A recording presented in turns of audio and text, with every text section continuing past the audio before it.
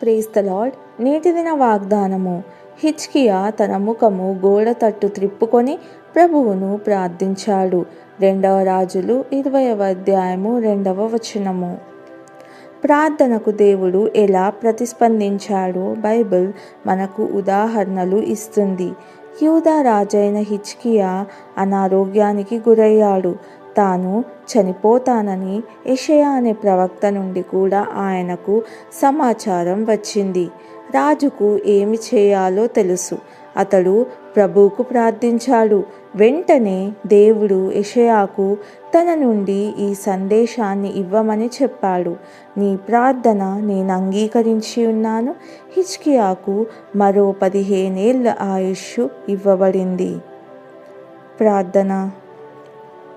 తండ్రి, నీ సన్నిధిలో నా ప్రార్థనలు అంగీకరిస్తున్నందుకు వందనాలు. యేసయ్య నామంలో ప్రార్థిస్తున్నాను తండ్రి. ఆమెన్.